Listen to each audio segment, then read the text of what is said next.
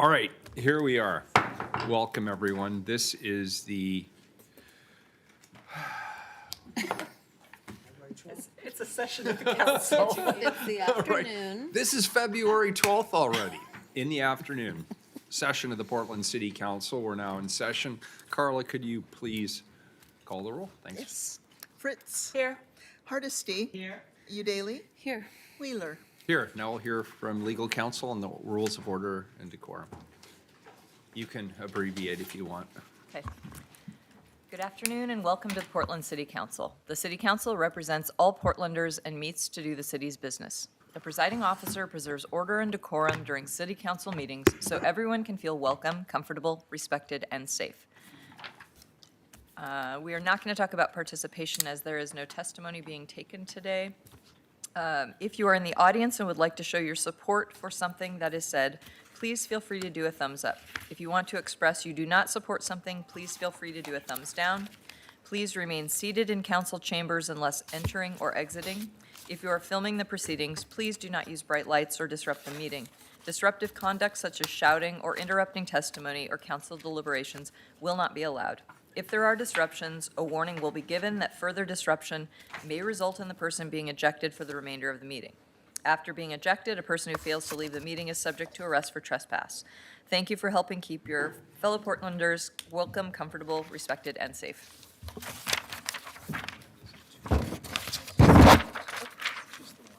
Just the one. Sure. Item 143, amend the comprehensive plan map, zoning map, and Title 33, planning and zoning to revise the single-dwelling residential designations and base zones. Very good. And is this the, I'm supposed to read this whole script today, is that correct? All right, very good. Colleagues, today we continue our work on the residential infill project. Before we begin, I want to announce that I own property in a residential zone. Properties in all residential zones could be impacted by the residential infill project. I have no plans and no intent to redevelop or change the use of my property. However, out of an abundance of caution, I'm disclosing this as a potential conflict of interest. Do other commissioners have any conflicts they would like to raise? Commissioner Hardesty. Thank you, Mayor. I don't believe I have a conflict. I'm a renter in the city of Portland, but just for the sake of, who knows, maybe one day I'll own something. I will declare a potential conflict of interest. Hope springs eternal. Commissioner Fritz. In the olden days, the rule was unless you were personally more impacted than everybody else in the same category, that you did not have a potential conflict of interest, but that has recently been changed by the courts. So I live in the city of Portland. I own property in the city of Portland. So far, Therefore, these are very, very boring conflicts. I know, I may have a conflict of interest. Very good. Commissioner Daly. I live in the city of Portland, and I am also a renter. And thank you for explaining that, because it did seem absurd to me that I would have to declare a conflict of interest, but I guess there's a state law that we're trying to Safe than sorry. abide by, yes. It's a good thing you live here, otherwise you'd have a bigger problem. Yes, right. Next up, as a recap of where we are Before, yeah. on the project. On January 29th, the council gave direction to BPS, the Bureau of Planning and Sustainability staff, about concepts for 4 technical amendments to the residential infill project. And today we're going to continue that process. We're going to hear from the Bureau of Planning and Sustainability staff about additional amendment concepts that my fellow commissioners and I have heard from the public and have asked staff to further explore. I want to thank the Bureau of Planning and Sustainability staff, the Housing Bureau staff, and our legal counsel for their diligence in their review of these concepts to strengthen the residential infill project and to bring it across the finish line as quickly as possible. I'm calling on my colleagues to be judicious as we evaluate concepts today in order to narrow the scope of work for what is truly needed and what is possible for the residential infill project's final adoption. People can find summary of the amendment concepts posted on the residential infill project landing page on the Bureau of Planning Sustainability's website, or read along with the hard copies provided for those who are here today. The specific code language to reflect the concepts will be posted on the residential infill project webpage on March 5th. Council will then return on March 12th at 2 p.m. time certain here at City Hall to consider and vote on specific amendment language to the residential infill project. The record will reopen at the end of today's hearing and will remain open until the close of the public hearing on March 12th. When the record reopens, you can submit testimony about the amendments via MAP app, provide oral testimony at the March 12th council hearing, or mail testimony to the Portland City Council. As a reminder, the record has been closed since January 17th at 5 p.m. If you submitted letters or emails to members of the council when the record was closed, it is not considered part of the record. I encourage you to resubmit that testimony when the record is reopened at the end of today's hearing. Now I'll turn this over to the Bureau of Planning and Sustainability staff, Sandra Wood and Morgan Tracy, to walk us through the concepts for amendments. Good afternoon. Thank you for being here. Good afternoon.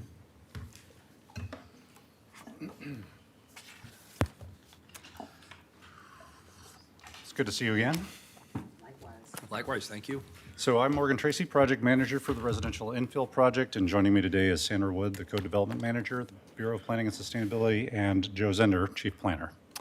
We are back for part 2 of your review of potential amendment concepts to the Residential Infill Project. Like our last work session on January 29th, we will present each amendment concept and then ask, by the way of straw polls, for your general level of support. Staff will then go and invest the time and resources necessary to further develop these concepts into full-fledged amendments. Oops. Forgot to do that part. That's better. So there are 13 potential amendments to review this time around. For the folks watching at home, a description of these amendment ideas is available on the document section of our project website, which is shown on the slide there. Our first amendment for your review today relates to infrastructure. The idea behind this amendment is to limit lots without a curb to 1 or 2 units instead of allowing 3 or 4. For context, there are about 116,000 lots in RIP zones that are large enough for a triplex or fourplex. About 8,000 of those lots are located within the Z overlay zone. These are lots that are constrained by natural resources or hazards and are therefore ineligible for 3 or more units. Additionally, there are about 1,600 lots that are on gravel streets, which are shown in red on this map, as well as 15,000 or so that are on under-improved streets, which are streets without a formal curb, and these are shown in yellow. The infrastructure bureaus have expressed that getting the remaining improvements constructed on unimproved and even under-improved streets can be very costly. Some of these costs may be due to the cost to relocate utility lines or convey stormwater to an improved discharge point. Even just engineering design for a small segment of street frontage is not so straightforward. So this cost obviously is passed on to the home buyer. The Planning Commission, in its recommendation, chose to apply a standard that streets had to be paved/maintained in order to allow triplexes and fourplexes, which would ensure adequate mobility. The infrastructure bureaus are looking beyond just the street condition, including addressing stormwater. They determined that the presence of a curb or an otherwise accepted alternate design served as a reasonable indication of when required additional improvement could be justified and readily absorbed into the cost of development. This more conservative approach reduces the pool of eligible lots where 3 or more units would be allowed to around 90,000 or 77% of the total. Because House Bill 2001 does not give discretion on where houses and duplexes are allowed, this proposed restriction would only apply to 3 or more units. I'll leave it for you for discussion All or right. questions. Very good. Commissioner Daly, do you have a question? I don't have a question, I just have a comment to share with my colleagues. So I understand BPS and PBOT staff's concerns about supporting development on unimproved streets. However, I want to ensure that we're not excluding large parts of neighborhoods, many of which have not benefited from adequate city infrastructure investments. I don't want to exclude them from denser development. RIP's density allows for vibrant, walkable communities, something that should be available across the whole city. I've directed staff at PBOT to explore allowing the LTIC to be used to accomplish the goals of this concept and honor the requests made by the Cully Association of Neighbors, Verde, Habitat for Humanity, and NEA. Moving forward, I'd like for BPS to continue working with my office as we prepare to bring forward final amendment language that meets our equity, climate, and planning goals. Commissioner Fritz. I think I appreciate those sentiments, Commissioner Udaly, and I think that this amendment actually helps us in that it provides an incentive to do those, for the developers to do the improvements as they move along. The Water Bureau, and I know Environmental Services, is really concerned with the question of who would bear the cost of making the public improvements. As we know with the Capital Highway Improvement Project, one of the main expenses is the stormwater management plan, as well as the paving and the other improvements. So I think this is a very reasonable way to be able to move forward with more attention to trying to focus density in those more walkable, livable neighborhoods where you can safely access where you need to go. Commissioner Hersey. Well, first of all, I appreciate the intention of this concept, and I'm sure we agree that we need to make sure that housing is accompanied by whatever needed infrastructure investments there are, as Commissioner Udaly indicated. I'm not clear yet that the number of units on this site is necessarily the right approach at this particular junction, but I will give the thumbs up and ask the BPS staff work with the Infrastructure Bureau staffs to ensure that our policy is very clear regarding how and when infrastructure improvements are provided within the building permit applications. So I think there's some good work yet to be done on this, and I support the basic concept. Oh, in case it wasn't clear, I also support it. Yes, I think I understand what the concerns are that the Cully community has raised and some other groups have raised. But again, I don't know that there's a magic number. And so I'm not bought in that, 3 is the ideal number. Maybe it's 4. I don't know, right? So I look forward to you doing a little bit more work and helping us kind of figure out if there is a magic number. Because I absolutely agree. I don't think we should not develop in places that we've lacked the infrastructure, because it's not the community's fault they don't have the infrastructure. It is our fault that we don't have that infrastructure. Okay, thank you. Okay, thank you. Any further questions from you of us before? Nope. Or do you have clarity on that? No, I think that's clear. Good. All right, good, thank So you. we'll more work move to forward do. on developing something more specific that works for as the bureaus. This is a recommendation of what you think the best approach would be. Yeah. Great. Thank you. Thank you. So the next amendment is number 6, and this has to do with deeper affordability bonuses. So moving off of infrastructure and talking about the price point of the units provided. As you probably recall, residential infill project already includes a modest Florida area ratio bonus for creating one moderately affordable unit at 80% MFI. But you heard a lot of testimony from the public that we should go deeper than what the Planning Commission recommended. So as a reminder, this slide shows the affordability, the rents for different units, and an 80% MFI is a family of 4 earning $70,000. And that translates to a monthly rent for a 3-bedroom unit equaling to $1,829 a month. So what this amendment would do is provide incentives for going below that to 60% income levels, which is the column that's highlighted, which means a family of 4 earning $53,000. This next slide shows several things. There's a lot of things on that slide, but to focus on today is the bottom call-out already shows the affordability bonus that's already built into the proposal. So that's on the table right now. The top call-out shows the concept for the deeper affordability bonus. So what this concept does is based on the testimony we received, or you received about calling for deeper affordability. It allows for 4, 5, or 6 units in a building that's built to 1.2 FAR and requires that at least half of those units be capped at incomes at 60% MFI for rental. In addition, it requires that a second unit be visitable as opposed to just one. So what this amendment does, it guarantees affordable units, and because it has a higher FAR, it allows for more family-friendly units.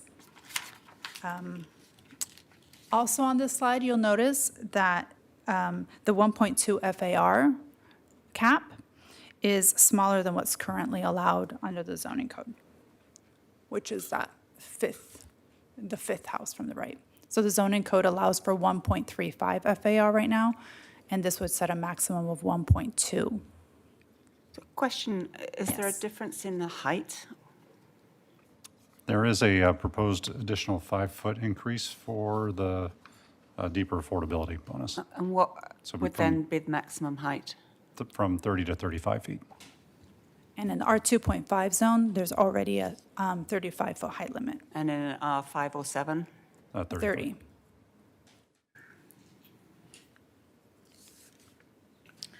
So questions? Commissioner Daly? Yeah, thank you, and Mayor. Commissioner Hardesty? I appreciate the BPS staff has responded to advocates and my office push for greater FAR for deeply affordable development.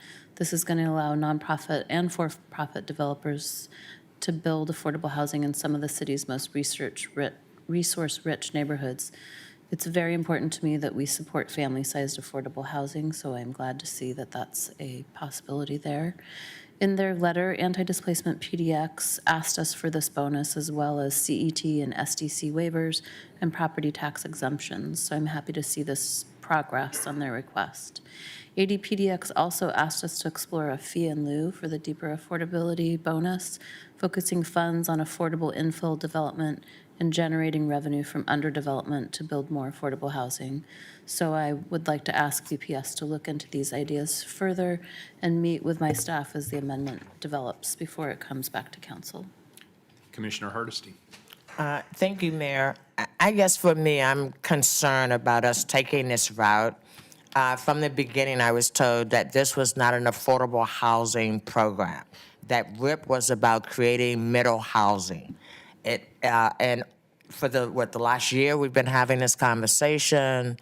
We've been very clear about that this project, I'm concerned, quite frankly, that it's not enough units for CDCs to actually be able to, unless they have a block, that they are going to be able to get the return on the investment. I'm very concerned that we're trying to take a model that was not intended to provide affordable housing and squeeze affordable housing into it. The way we do it now is if you've got 40 units and 4 of them would have to be affordable based on our current criteria, I just don't know what we expect, how we expect to get a good mix of affordable housing if we're going to be doing it one house at a time, right? None of us will live long enough to actually see that we've had an impact on housing at all income levels. So I actually believe that this is not consistent with what we said RIP was supposed to do. And trying to create an affordable housing bonus inside a program that was very specifically about middle income housing, I think does us a disservice. It promises something that we will not be able to deliver in our lifetime. And I'm much more interested in how do we make sure that we're building housing that people can afford to live in as compared to a couple here, a couple there. We need a lot more housing, and this is not going to get us to affordable housing or housing people can afford to live in. So I do not think this is a good amendment. I do not think this amendment should move forward. Commissioner Fritz? I appreciate well, both of my colleagues, therein lies the rub, right? What are we trying to do here? Yes, yes. And so we haven't really had a focused discussion on that for quite some time. I'm concerned about the size of units. I don't think we're really creating that middle housing if all we're creating is studio apartments. The housing needs analysis shows that we really don't need any more small one and two studios and one bedrooms. What we're short of is 3 bedrooms and family housing. And so to the extent that this amendment would tend to lead to 8 small units rather than 2 larger ones, I agree with Commissioner Hardesty. It's going to a laudable goal, but in the meantime impacting the other goals, which is for middle housing. Well, I'm going to make this interesting for all of you because we, again, have 4 members and we're going to split on this, and I'll let you decide how you would like to proceed as staff. Since the purpose of this exercise isn't to vote, it's really just to give you some guidance in terms of how to spend your staff's limited bandwidth. And hearing some of the concerns that Commissioners Hardesty and Fritz have raised, maybe there's another path here. I want to say for my part, I'm very supportive of this approach. We heard this concept expressed by several community organizations, including affordable housing developers. And we also have a strong precedent in terms of adopting a similar amendment in Better Housing by Design. And personally, I think it's important to keep these, the Better Housing by Design and RIP in alignment. In my opinion, this concept offers a needed flexible approach for supporting developers who are being creative in building affordable, and I would use capital A affordable housing throughout the city. While I'd like to see the concept define MFI at the lowest end of the income spectrum as possible, I also have to acknowledge that funding and financing options are limited and complicated for affordable housing development. Because of this, I do support the tiered approach, 60% MFI for 99 years for rental or 80% MFI for 10-year ownership units.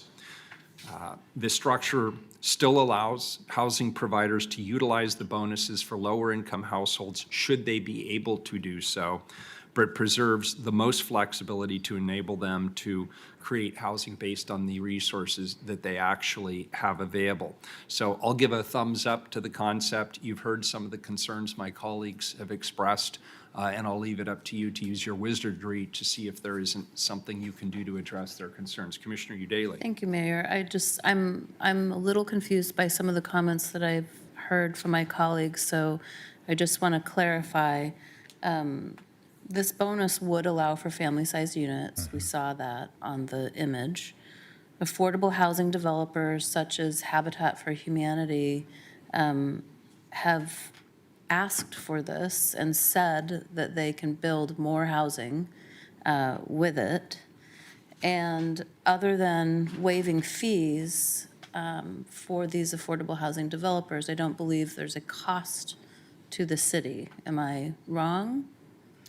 Or No, No, it's, as the mayor said, the pro forma, if you look at Joe Zender with the Bureau of Planning and Sustainability, excuse me, all of these, both the 80% and the 60% are going to take finance being brought by the nonprofit developer typically to deliver the unit. And I mean, my stance on residential infill all along is, will it generate the number of units we need to see, and will it generate the kinds of units we need to see, which are more affordable units? So I have to respectfully disagree with Commissioner Hardesty that there's not a place in RIP for incentives for affordable units. I mean, it would just be a missed opportunity to not try to serve the needs of affordable housing developers and even some private developers. I actually heard from a constituent recently who's he and his father is a landlord and kind of small-time developer, has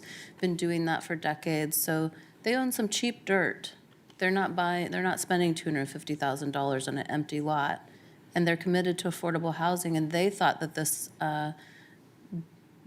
incentive wouldn't be available to private developers, which I understand it is. It's just, we don't think many of them will take advantage of it. But once again, I've said this before, there are a lot of people in our community that want to help with this crisis. Why would we prevent them from trying to do that? And as to how many units this bonus will ultimately generate, one is better than zero. So I will fight for this. So perhaps when we return, we can share some more of that pro forma information of the, and show how this, how the economics of this works out.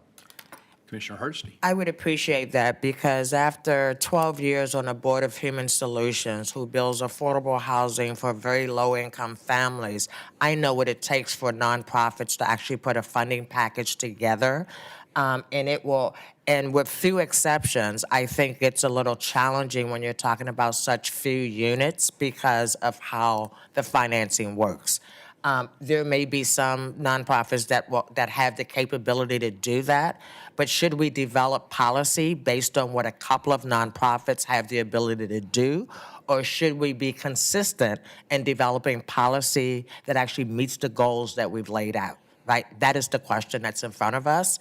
And quite frankly, those nonprofits that can do it will do it now with or without RIP, because they have that opportunity. So I don't see any reason why something that has been designed for middle-income families would now be shifted so that there are all these options. I think the community needs certainty, and the more we say, well, maybe you'll do this, maybe you'll do that, maybe we could do that, we have all these options, I think the more the community gets crazed because there's no certainty about where we're moving, how we're moving, and what the process is for that.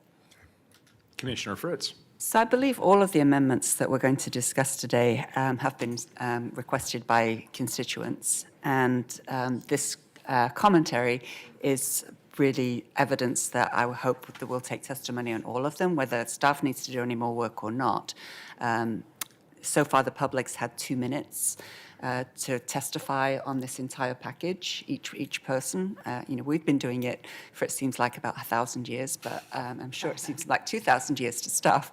But the public hasn't really had much opportunity to weigh in, so I do hope that, I'm looking forward to robust and interesting information, and as the mayor says, people can send in testimony whether they've submitted it before or not, and the more that people can send them to our offices ahead of time, we can read the more detailed analysis and maybe spend more time listening to the public next time, and not have to have a whole lot of staff presentation. Yeah, and then let me ask a question of legal counsel. If you don't have the answer right away, that's fine. But if somebody has inadvertently submitted testimony in the interim while the record is technically closed, we're going to reopen the record. Is there no way to consider that testimony even though it was submitted during the time that the record was closed? The legal counsel. So the record will be opening today, so Okay. anybody can submit that testimony into the record. So Okay. if your neighbor submitted something, and, I mean, if you received a pile of testimony and you want that in the record, you could also submit it into the record. It's just Terrific. that while the Okay, record is great. closed, Okay, anything so it received will during- not be excluded, provided that we read it and we bring it back into the record. Correct, and Good. you might check with staff to make sure how they want that to come into the record.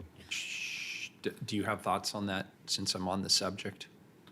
So typically, the testimony we've received has gone through Carla's office, and then she forwards that to us, and we'll upload it into the MAP app. Okay. So mailed testimony is typically sent to her, and other testimony that the public wants to submit through the MAP app online, they can do that as well. Great, terrific. I'd just say for myself personally, I find the email directly to me so that I can respond directly to the email rather than going to the MAP app and trying to figure out how to then respond.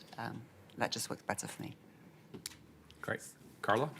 So you want us, all the testimony that we've received, to go ahead and put it into the record then, in between time? Unless somebody submits it, no. I mean, if you've Okay. received things during that period of time, unless it's resubmitted while the record is reopened, no. They need to resubmit it? Yes. Okay. But we can resubmit it. Yes. Good. Correct. All right. And Sorry, also, I if a took piece of us- testimony just went to one commissioner, it didn't go to the council as a whole, and it wouldn't be testimony Okay, great. anyway. So if you're just But corresponding with individually, we someone. could reintroduce it to the record? Correct. Okay, I just needed clarification. I'm sorry to digress, but I was curious about that since it got raised. Yeah, so closing up on this amendment, it sounds like we have a split vote. We will go work on it. Our goal would be to come with, for our next meeting with an amendment, because we know the public's going to want to testify about this. They have testified about this and asked for this. So what we're trying to do is come up with a concept that we can move forward with, and then you can debate it and people can testify on it. If we don't add it as an amendment, then it's difficult for people Yeah, to organize I around want to it. be clear, we're not killing amendments today. So even if we. Not what- any? The real, well, the question is, what do we want you to work on in terms of bringing back fully refined amendments? Now, it may be that in later public testimony, people either raise new concepts or they say, hey, you guys took a pass on Amendment X, and if there's overwhelming interest in having us go back and take a look at that, then we certainly can do that at a later date. Yeah, So, and I think an important piece of information is that we're preparing the full sort of text of the amendment so that when you have your hearing on it, you can keep moving forward through the legislative process. If we don't have that sort of full text that the Yeah. public can see, we'll have to pause, come back again, and provide that text and have another hearing on it, since we haven't had it Yeah, right I now. just want to acknowledge you can't Right. do a full workup on Right. every single amendment that's been submitted. So today is really to cull your work, but I just want to be Right. clear for the public hearing, if There they're may be saying, more. wow, you guys aren't going to do further work on something that's really important to me. I want to understand, have people understand that when we do open this up for public testimony, there may be other amendments that we choose to revisit based on that testimony. And Mayor, is it safe to say that after we have passed RIP, we still have the opportunity to make changes down the road if we, as we're monitoring it and we're seeing that, maybe we should have done X and we didn't think about this, and now that it's being implemented, we will always have that option. Is that correct? Staff? That's correct. So It'd be another legislative process. that's yeah. It's correct another- to a certain extent. I mean, if Say a we- little more about that. Right, so if we allow for, and I'm going to ask our city attorney says, if we allow for 4-plexes on all lots and later we decide, no, it should be 3-plexes, we can't roll back. You cannot roll that back. Correct. But you could roll up. Yes, you can roll up, but not back. Well, that's good to know, because I don't think we actually talked about 6 units on a property, 8 units on a property before, have we? No, and that's not part of this concept either. Okay. Yeah, we're talking about 6 in this concept. And speaking to what you had said earlier, I think we struggle with this on our code team of, do we put this in the code knowing that it's not going to be used very often? And that's See, why that's our my code fear. is this big. Yeah, and so it might not be the primary reason for the residential infill project, but because we heard so loud and clear from nonprofit developers and CDCs, and that's what the 1.2 FAR came to, if we put it in there, what's the harm is the other side of that, right? What's the harm of putting in there? If someone could use it once or twice, like Commissioner Udaley said, 1 unit is better than 0, 2 units is better than 0. So we struggle with that too, so I can understand where you're coming from. So I appreciate that, Yeah. right? Because for me, I just did not want to falsely raise expectations that somehow after we passed this, we would see all kind of housing that people could afford to live Yes. showing up all over the city of Portland, right? Right. And No. so thank you for that. No, that helps me feel more comfortable, because I really did not want to raise expectations that this was going to be the solution. Because we've said that over and over again. This is not the solution. It's not the to affordable that- housing Right. solution. It's All right. just a tool that nonprofits could use. And in 43% of the city, right? That's another part of this, is the map of all the yellow and how much single dwelling zone we have. So it opens up opportunities in more areas. Historic resource. Moving on. If I could just Commissioner add Udaley. one more thing, one more thought to this. I appreciate the dialogue for sure. When the Supreme Court ruled, I think in 1917, that it was unconstitutional to deny the sale of real estate to someone based on race, we saw cities across the country implement zoning codes. And zoning codes became a proxy well, income became a proxy for race. And so I do think that there's an important place in this conversation for affordable housing. We want more people of all income levels to have more choices about where they live in our city. And so to me, this is an essential part of the conversation. Thanks. Thank you. Historic resource All right. demo So disincentive. this amendment concept would add a restriction where a historic resource is demolished without prior city council approval. Because council approval is already a requirement in historic districts, this primarily affects sites in conservation districts. There are about 1,750 such conservation sites in RIP zones. The restriction, similar to the one recently added to the Better Housing by Design project, limits the redevelopment options to a house or duplex when the resource has been demolished without council approval. And this is to be consistent with Better Housing by Design. That's correct. Mayor? Commissioner Daly. Yeah. So I would support staff looking into this concept and bringing back an amendment for us to consider. I support steps we can take to promote internal conversions and preserve quality, older, existing homes. I think I share a concern with Commissioner Fritz and other community members that we may see an uptick in demolitions due to RIP, and I understand that some of the constraints we've put on the size of buildings that can go on these lots are designed to mitigate that, but I think this is another way we could potentially mitigate or encourage creative reuse of existing buildings. Commissioner Hardesty. Thank you, Mayor. I just think this is, because it's consistent with Better Housing by Design, it makes sense for us to have a amendment to review around that.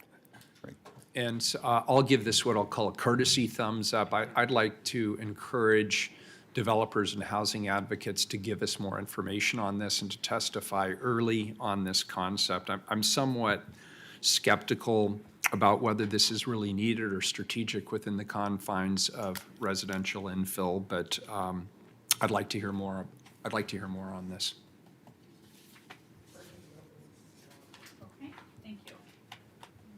Okay, thank you.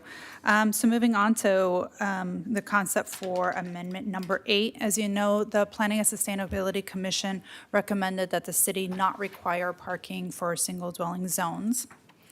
So part of that is that they also recommended that garages not be allowed on the fronts of narrow houses. Their primary reasons for disallowing garages was to preserve the on-street parking right in front of the properties and to preserve space for street trees. This amendment would reverse that and would allow at least a 12-foot garage on all houses. So Commissioner Fritz. I worked on the so-called snout house regulations when I was on the Planning Commission in the 1990s. It seems to me that those are old skinny lot houses that don't comply with the current zoning code, because I think they're supposed. The picture on the left? Yes, well, several of those, you can't, the front door is set back and there isn't a porch. So, you know, I'm continue to be concerned about having places for people to recharge their electric vehicles. And most lots in Portland don't have access from an alley.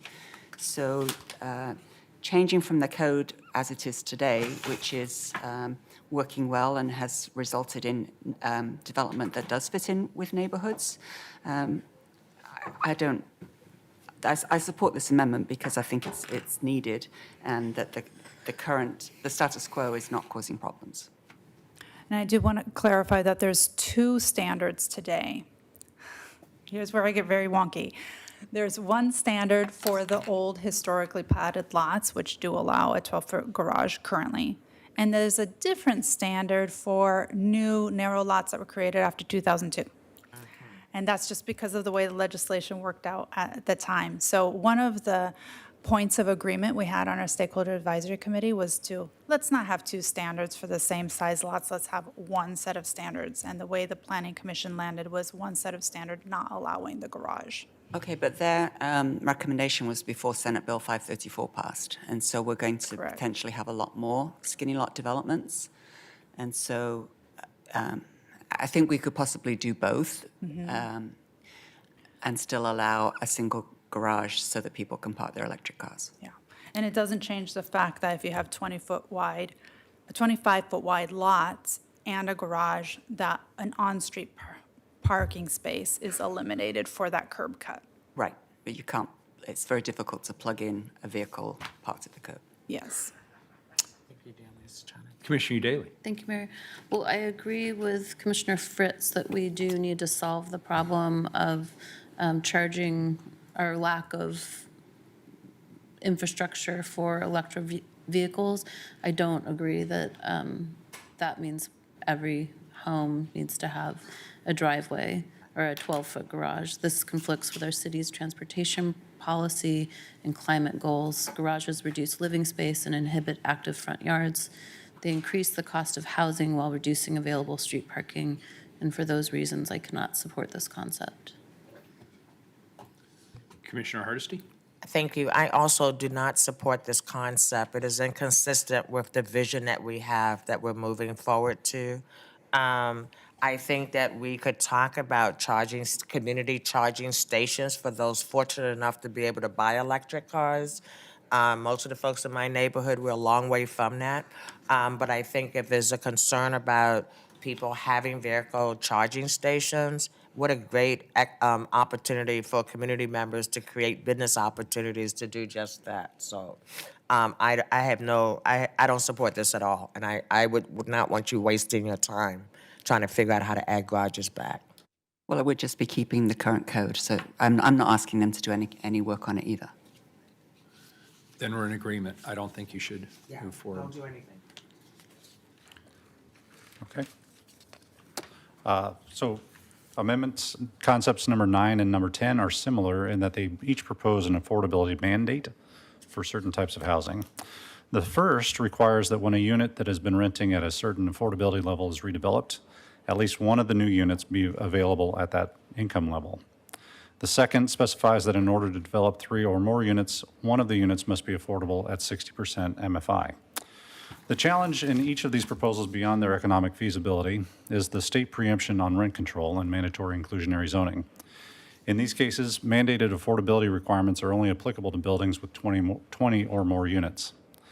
Cities can offer incentive packages in the form of bonuses, like those described for Amendment number 6, but cannot set affordability requirements for already authorized housing types. And that's really the primary challenge with these proposals.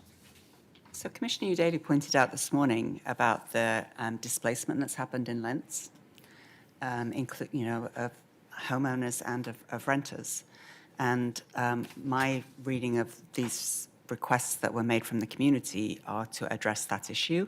I disagree with I don't think this is inclusionary zoning. It's an incentive to allow, we don't have to allow triplexes. We could incent providing providing at least one affordable unit by allowing a triplex where we wouldn't otherwise. Commissioner Daly. I love this idea. I love the intent of it to protect below market rents in redevelopment situations. But I guess I share the concern that it could be seen as a taking or a form of rent control, and that just wouldn't be allowed at the state. So if that's not the case, I would support it. If it is the case, then let's go lobby Salem. Well, especially 10, if you frame it as an incentive to allow 3 units, then it's not inclusionary zoning.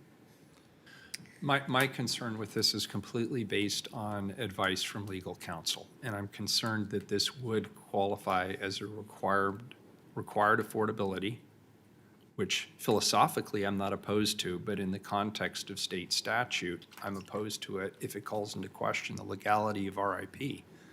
And I would not want staff to work on a concept that legal counsel is advising us strongly is contrary to state statute. I think that would be a mistake. Be building a poison pill into the overall program. If we want to take it up later separately, I'm okay with that. But I'd be very reluctant to take that up in the context of the whole body of RIP. And that's what legal counsel is advising us. Unless somebody has countervailing evidence. Okay. So just so I understand, we would be restricting a developer who, if they didn't have to take down a house that was affordable at 80 MFI or below, they would be able to build one thing. But if they did take down a house that was currently affordable at 80% MFI, they would be restricted. Is Yeah, that? the proposed amendment language is not totally clear. It's still Okay. concept level, but Okay. the idea being sort of this no net loss of an affordable, naturally occurring affordable unit, which roughly translates to rent control, Right. which we're preempted from exercising. Oh, I Good in know. concept, but, right, challenging to implement. So I think a countervailing concern would be if we set the limit on triplexes, if we took that angle, then we are essentially making the case to build nothing but duplexes, because getting to a triplex makes it less feasible than building a duplex. Okay. That's interesting. So you clear about where we're headed with that? So I'm hearing that we don't pursue this one and we don't keep working on either 9 or 10, and we move on to number 11 today. That's what I'm hearing. Great, thank you. Thank you. So number 11, this one is about limiting 3 or more units to the R2.5 zone. So as you know, the Planning and Sustainability Commission recommended allowing 4 units on most lots. This amendment would limit triplexes, fourplexes, and multiple ADUs to the sites that are zoned R2.5. This map on your screen shows the existing R2.5 zoning in the city. In the orange is what's already there, and in the purple is the rezones that are already included in the residential infill proposal. Together, they only account for 10% of the city's total single-family residential zones. Also, staff doesn't know whether this amendment is consistent with House Bill 2001, which calls for allowing housing types, not duplexes at least, not just by zone, but in areas zoned for residential units. So if we limited it to only one zone, we're not sure we'd be complying with the House bill. Well, which we won't know until the end of this year when the rules come out. So we don't know what the definition of area is. Correct. So just looking at the map, there are in each quadrant of the city are 2.5 zones, which could be potentially taken as such. I mean, the reason I believe this amendment was proposed is because in the comprehensive plan map in 2016, we considered where do we actually want more housing, and we have multiple policies in the comprehensive plan encouraging more development on corridors and places with good transit and good services, including sidewalks. And so that's what this would get to. Commissioner Hardesty. So I guess why would we be limiting the number of units that we could build all around the city? Because people will have to drive because they can't get to transit. Drive, bike, walk, expand public transit, those kind of things, right? So I'm not feeling the need to limit where we build housing. And, you know, it's like there's a lot of areas that have built up, and after they build up, hopefully we put pressure enough on TriMet so that we're expanding public transit opportunities. But I just to say it, this particular zone is the only place we can do that. It just doesn't make sense to me. So I would hope you not spend a lot of time trying to figure out how to make that work. I don't support it either. My understanding is that it's in conflict with SB 2001 and density drives transit service. So to limit density because there isn't existing transit means that we may never see transit in those areas. And if I have anything to say about it, we're going to see a massively expanded public transit system. So I just wouldn't support this. I also don't support it. I think it undercuts RIP and the entire purpose of RIP. And I'll just state again for the record, this is a longer-term vision for the city. And if we have to peg our long-term vision around the current status of public transit in our community, we're in a heap o' trouble. And so I think we should both expand the opportunities for the diversity of housing and where that housing exists. And we should also encourage our partners who provide transit services to be a little bolder in their thinking about their vision for the future. So colleagues, obviously, I'm not surprised by any of these discussions. I will point out that the comprehensive plan directed the residential infill project to be done on centres and corridors, and it was expanded by the Planning Commission, Planning Sustainability Commission. There are multiple policies in the comprehensive plan that I will be very interested to see how findings will be written to support the essentially doing away with zoning in single-family zones. Joe, what do you say to that? Because that's a strong argument. What do you say to that? I think there's a couple of tacks on this. If you remember the diagram we showed when we were looking at the deeper affordability, so we really have constructed between this project and Better Housing by Design and the work you previously did on the mixed use zone, this kind of spectrum of intensity of development in the centers and corridors. That's where you have your mixed use and your multifamily. What we're doing with residential infill is not so much increasing housing options in that 45% of our land source that is single family today. We believe we need to do that to take pressure off of the housing supply and housing cost. We believe that we've done that in a way that stays consistent with our infrastructure capacity. And still, most of the development, most of the units are still in centers and corridors aligned with transit. So this is a general raising of the bar, not necessarily needed to meet 2035 growth projections, but for sure needed to get to our longer range objectives after that, both carbon and growth. Thank you. Great.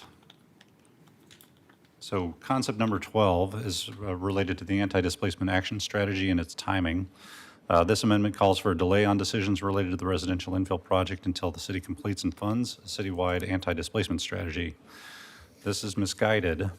As evidenced in the displacement risk analysis, RIP effectively reduces redevelopment pressure and lowers the risk of displacement in comparison to the status quo. So the map on the slide is showing that displacement risk is reduced pretty much throughout the city except for 3 exceptions in 3 neighborhoods. And in those 3 neighborhoods, that increase is relatively low. So RIP is part of the toolbox to address displacement. And you heard that in your testimony. There's a high cost of not doing things today with RIP. Commissioner Hardesty. Thank you, Mayor. I think what we also heard, and I've certainly talked to a lot of members of the Anti-Displacement Committee, is that they do not want us to slow down. If we slow down, they have a bigger fear of us slowing down than they do of us moving forward, passing RIP, and then making a commitment to ensure that the Oversight Committee is as robust as possible. I talked to the members because I also, if you may remember when you were presenting, I was pushing you, get that committee up, get that committee up. And so I went and double checked, and they agreed that they just were not ready to do the work they needed to do yet. They had internal work that those organizations needed to do to be prepared to be part of this work group. And so I agree with your assessment that this is not necessary because there's no need to delay the process when the folks that are on the committee agree that it has to move forward and they're willing to go along with this process in this timeline. Commissioner Daly. Yeah, I mean, everyone knows that I would have preferred that we had this work done to move forward side by side with RIP, but we work closely with community, including ADPDX, and they have strongly signaled to us that they do not want this to hold up RIP. And we've also heard from representatives of at least one of the neighborhoods that may be likely to see increased displacement, that they also don't want to hold up the process. They don't want their neighborhoods exempted. They want us to move forward, and of course, they want us to also hustle on the anti-displacement plan. So I don't support this item. So the map shows that, once again, the City of Portland will be disproportionately impacting low-income communities and communities of color.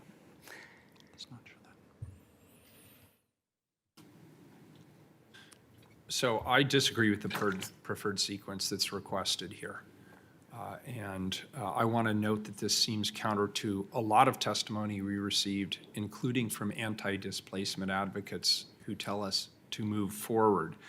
And I want to acknowledge that this is not something we're putting on the sideline or a back burner. BPS is working with other bureaus, my staffs, the commissioners, and community partners to institutionalize a citywide cross-bureau approach to displacement. And we even began that funding through last year's budget. And I believe it was Commissioner Udaley who'd put some packages together through the Office of Community and Civic Life to work with BPS and the Housing Bureau and others.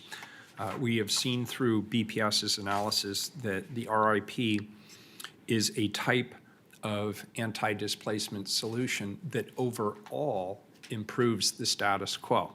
While we also acknowledge that in 3 neighborhoods, I believe is Brentwood, Darlington, Montavilla, east of 82nd, and Lentz, there is in fact some additional displacement of communities of color. And that is something we are concerned about, and we do need to continue to address that. I also don't want to overstate it. I believe it was 44 units of displacement over a 15-year period. And I have great confidence that we can address a problem of that scale. And I just want to say how much I appreciate our bureaus working together, Bureau of Planning and Sustainability, the Housing Bureau, Prosper Portland, working with community partners, both to make sure that we have better data about forecasting how much and where that displacement is going to take place, and also focus on our capital planning going forward. So I believe we need to continue to institutionalize this practice and hold ourselves accountable. And therefore, I would not support slowing down the process to address this question. Thank you. Thank you. Thank you. The next amendment idea is number 13, and it has to do with a disincentive fee for demolition and or removal of trees. So it's calling for 2 things, adding a demo fee when a house is demolished and increasing fees for tree removal. Regarding the demolition fee, as you may recall, demolition fees were considered by council in 2015 when we were at a peak of the number of demolitions that the city was seeing. We were at about 400 houses being demolished at that time. It's considerably less now. And at the time, it was not pursued in part due to concerns that the cost of the fee, the disincentive, would just be passed on to the home buyer or renter when something is built in its place.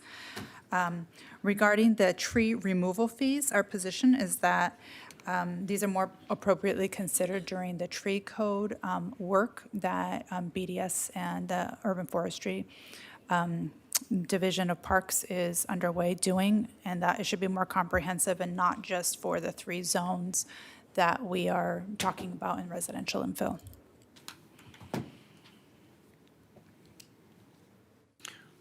Well, personally, I'll defer to your recommendation. This isn't, the tree issue is one we will have to take up, and if you're saying take it up within Title 11, I have no dispute there. And I continue to have meetings with community partners on all sides of this issue around the tree issue. So I do look forward to having that conversation. It's one we need to have. Same. Yeah, I don't think we're safe. I don't see why it needs to come up with an RIP. Okay, thank you. Okay, we're getting there. Number 14 relates to the system-wide impacts of the Senate Bill 534. As you recall, Senate Bill 534 was passed last year, which requires cities to approve development on substandard size platted lots. This request is an amendment that would require the city to evaluate the infrastructure capacity for an area if all the plats were to be fully built out. Under the amendment, if the city determined the full build-out would exceed available capacity, then the city would restrict development. Senate Bill 534, however, requires the city to allow at least one dwelling unit on each platted lot unless the city determines the lot cannot be adequately served. The determination of whether there is adequate infrastructure service is made at the time of development with each development permit. The development review process includes systems to check for availability and adequacy of infrastructure, which is checked at the building permit stage. So the issue here is the bill basically limits our ability to restrict development on the condition of, a future condition of adequacy of the services in that area. So I'm really happy about this one. There's not a Bureau of Planning and Sustainability argument against it. In fact, there's no argument about it at all, other than that they need to find some more information. The Bureau of Environmental Services was not able to send me any documentation about their analysis of this issue in 2016 or for the residential infill project. And the reason I know this is an issue is because it's already been adjudicated at the Land Use Board of Appeals back in 1983, I believe it was, that there was a single lot that was going to be developed into two houses, but only the zoning was only for one, and it was in the skinny lot area.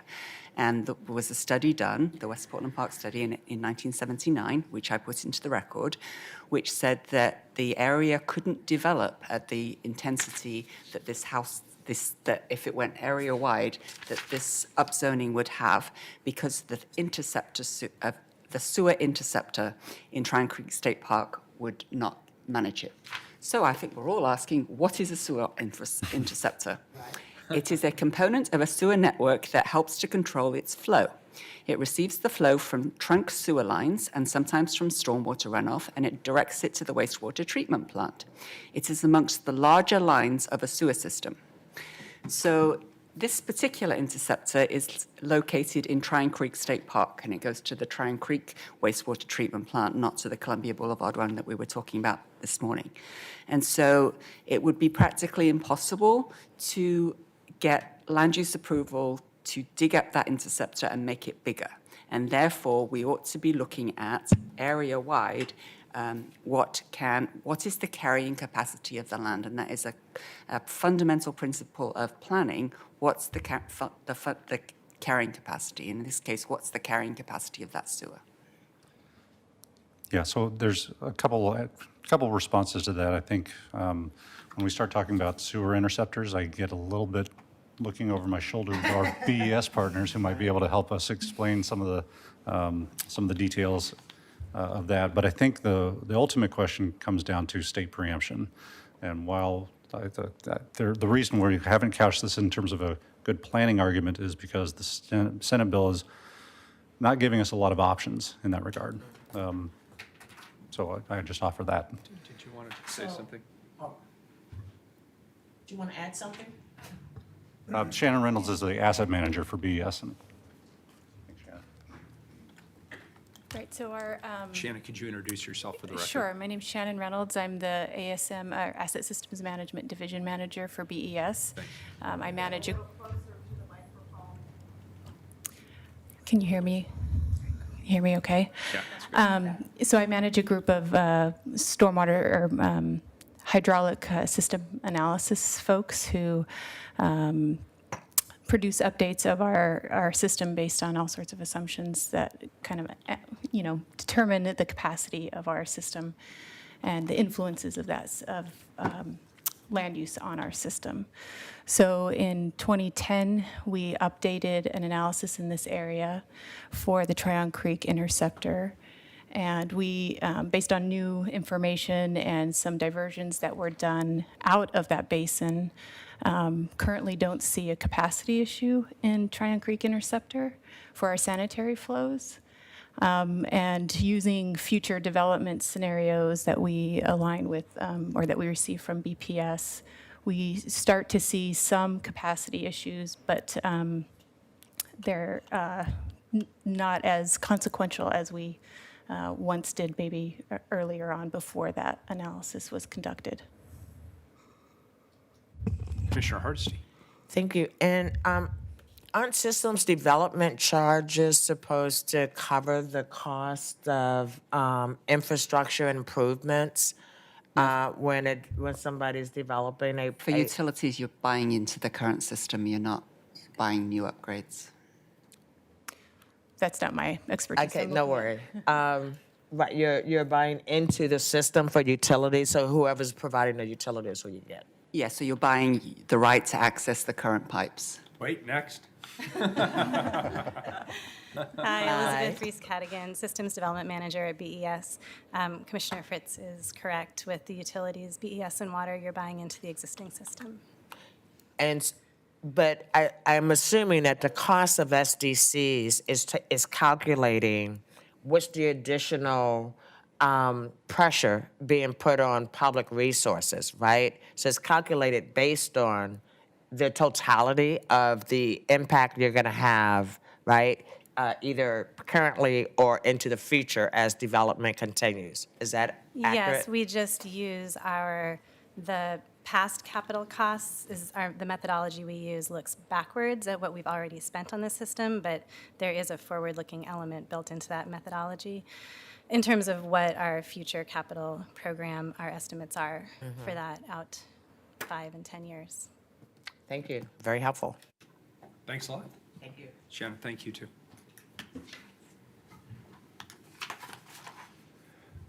So any So- further Commissioner Harsky. discussion? Go ahead. So I think for me, I would just say no at the moment. I especially we're talking like really skinny lots. I don't see us, if we're building a house on it because we're mandated by the state, I don't see that there's going to be a significant impact on the infrastructure for that. So I don't need any additional information on that.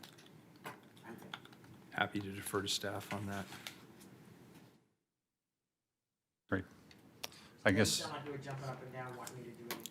Yeah, I think sort of to add to this conversation a little bit, and forward thinking and beyond essentially residential infill, what this means for our infrastructure bureaus in terms of Senate Bill 534 is there's additional work to be done in terms of forecasting growth in those areas. So it's not an issue that's going to go away. It's just not going to be something that we can necessarily codify as part of this project. So she has no time this month to do it, but at some point I'm going to have government relations and Elizabeth Edward review the record that we're presenting, because I'm hearing lots of opportunities for coordination with the state. They were not interested in coordinating with us when they passed Senate Bill 534. Right. Yeah, And, I actually, mean- yeah. Sorry to hear that. Yeah, that is true. Yeah, and so what Morgan was saying about the preemption, I mean, that's basically what they did. And as Commissioner Fritz has mentioned before, we were not supportive of this Senate bill when it was going through as a city, correct? Yes. And so what we have now is basically a rule that says, don't treat any pre-platted lot different than you would any other lot. Okay, But thank we you. So that's what we're trying to codify and make sure it's clear. Got it. And I'll we defer believe we to- have a to staff on fail-safe this. in the system too, because at the building permit stage, they can still look at issues that emerge. So, but as far as the entitlement to build the lot, we're preempted at the state level. I see. And have the state rules been written yet? There won't be state rules for this one. There won't be. Not for Oh, this. lovely. Correct, yes, yes. But as Joe says, like, imagine a lot coming in on a gravel road that doesn't have utilities, and they come in for a building permit. Our departments will be reviewing it and saying, where's the water line? There is no water line in front of here. You need to extend it at your own expense. Well, I am certainly looking forward to the discussion on this next one. Indeed. And, the next one, number 15, that's mine, yes. So this is a request that came in through testimony to change the zoning in an area in the Concordia neighborhood. It's shown on the map, so I won't give a description. The current zoning there is R5, and the request is that it go to R2.5. The area is a little unusual in that the lots are 4,000 square foot sites instead of the typical 5,000 square foot sites that we see in most of And inner Can you just tell me Portland. historically, why is that? Whoever did the subdivision in the 20s decided that's what they wanted to sell. And so they subdivided it that way. So the issue that was raised in the testimony and why the 4,000 square feet in their view is a problem is that the minimum lot size for triplexes and fourplexes in the R5 zone is set at 4,500, which means that these lots would not be large enough for a triplex and fourplex. So this amendment request is to change it from R5 to R2.5. There are about 500 properties in this area. While we don't necessarily object to this rezoning, we have a question really about the timing and process. We're concerned that the property owners haven't been notified of this proposal, or they haven't been afforded the opportunity to testify at the Planning and Sustainability Commission. In this project for residential infill, as you know, we had, as in every project, people are trying to, the scope creep and scope creeps, and we were trying to keep this to let's fix the tool and we'll fix the map and work on the map later. So we feel like this rezoning could better be served with an area-specific project in the So future. would it be your intention then, if I'm hearing your, it sounds like you're saying hold off, wait till there's an area-specific planning exercise that's done, and you would come back to council with a map amendment? Is that what you're proposing? I'm not proposing that's on our immediate work plan. I'm just saying, But I am hearing you say you would at Yes. least like to talk to the neighborhood before you do it, which strikes Correct. me as eminently Yes. sensible. And there may be other lots in the city in this situation, so either we're doing an area-specific thing or we need to take a bigger look. It's not right to squeeze it into this Okay, so this generation. isn't imminent. This could be 20 years out. It could be far. This is an area planning exercise that has not even been scoped at this point. Correct. Got it. Or Okay. funded, I might That's say. helpful. Thank you. I Yes. appreciate it. Commissioner Fritz? you have a I comment? just, obviously, the staff and I, all three of them, and my staff have had multiple discussions about this, and the response on this one, I agree with.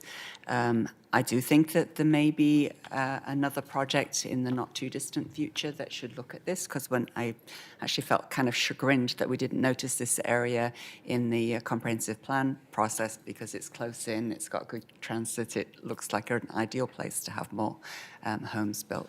But I agree to defer it and do it in the next one. okay, so number 15 doesn't move forward. 16? Number 16, Amendment 16 is calling for excluding triplexes and fourplexes from dead-end streets. This issue came up in your testimony. The Fire Bureau has reviewed this amendment and notes that the level of development that's authorized by residential infill doesn't rise to the level where two means of egress are required, such as commercial developments that are taller than 30 feet, buildings larger than 60,000 square feet, and residential projects with more than 200 units. So by comparison, we're talking about 3,000 square foot triplexes and fourplexes, roughly about a 30-foot height. And for most of these streets, we're not going to get anywhere near 200 units. The building size and housing units for RIP are well below those thresholds and can be adequately addressed by the Fire Bureau requirements during the building permit review process. Commissioner Hardesty? Thank you, Mayor. I just want to assure you, I've talked to the fire marshal and my fire chief, and those huge trucks can turn around on a dime. They are having no problems getting out of dead-end streets. They're not having any problems getting the fires that are on dead-end streets. So I'm not quite sure where the amendment came from, but it's certainly not an issue for fire at all. Yeah, this was my fault. Because there was some testimony, and I thought it was actually very compelling testimony, or at least I thought it warranted follow-up, because somebody had explained that they felt that being on a dead-end street, some of the increased density could potentially create a public safety or health hazard. And so I did ask that we look at this, and Commissioner Hardesty, your office was very, very helpful, as was the Fire Bureau, and I want to appreciate them. And it gave me an opportunity to learn from the city's experts on to what degree there are hazards on undeveloped streets, on streets that end in a dead end or a cul-de-sac, and how we actually respond to those. And I was very pleased to hear overwhelmingly that the residential infill project does not put residents or city personnel at greater risk. On this matter, there's really no higher expert that I could think of going to than the Fire Bureau leadership themselves, and their assessment is that this is not an issue, and therefore I would not support BPS staff continuing to propose an amendment to exclude these particular areas from RIP. Well, if I might provide some historical perspective, this particular street was the subject of a lot of testimony during the comprehensive plan process. At that point, at that stage, the Fire Bureau did have concerns about adding more units on a long dead-end street. So when we've already had a legislative process that has looked very specifically at an issue to then, obviously the new council didn't make that decision. So I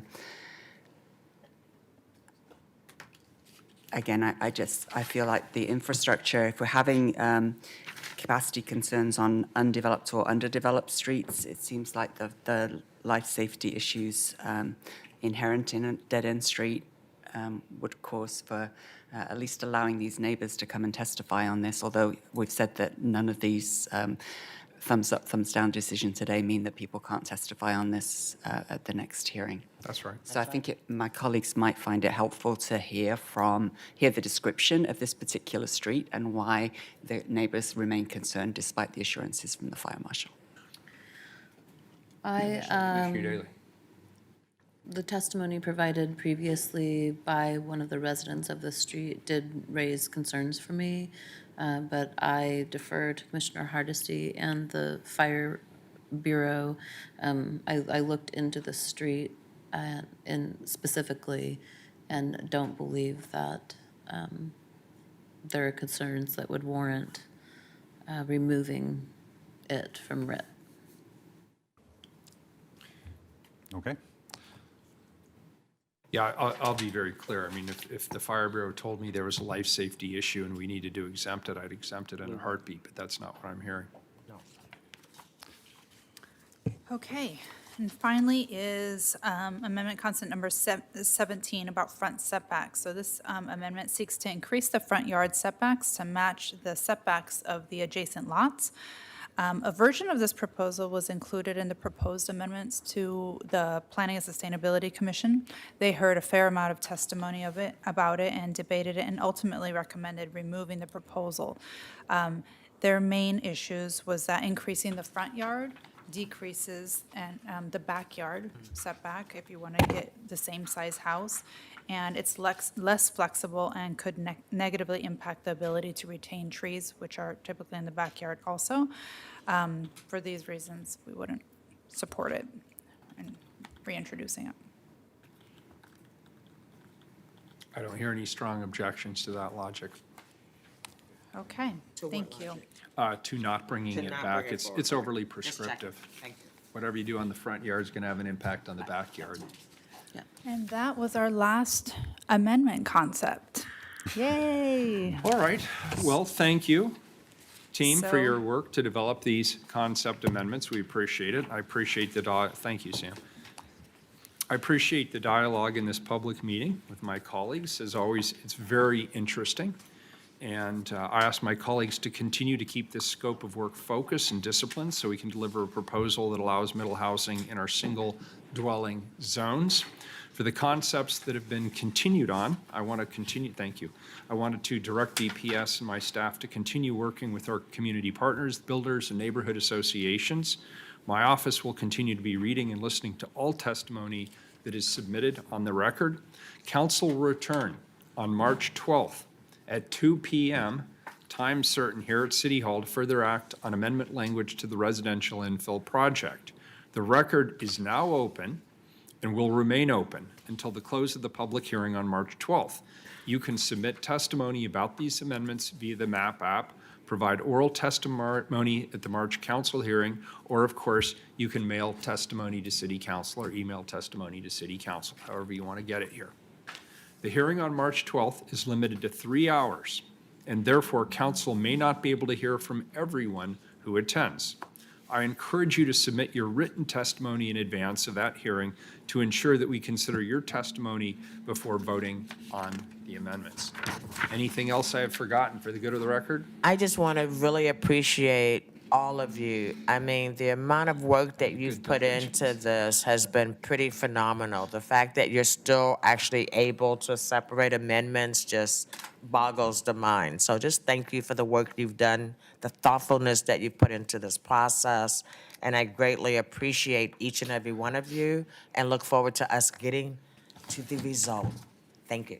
And on that, I believe we have complete agreement. Thank you very much. Thank you, Commissioners. Excellent. Thank you, Are Commissioner we about Daly. to adjourn, or? Yes, we're about to Oh, adjourn. You're kidding me. Not at all. Okay, well, I'll just want to quickly thank BPS staff for working tirelessly on this for years. Thank you, Joe, for always being willing to answer my many, many questions. And of course, to Morgan Tracy and Sandra Wood. I also want to thank the community groups that have been paying close attention to this and helping hold council accountable. In particular, thank you to the organizations that make up ADPDX, Living Cully, and Portland Neighbors Welcome. As we move on to the next step of drafting amendments for council to consider and open the public record for testimony, I'll be evaluating the final proposal with a strong focus on racial justice, disability justice, and environmental justice. I strongly support creating more housing opportunity for everyone, and I look forward to our final conversation on this project. Great. Thank you, everyone. Thank you. We are adjourned.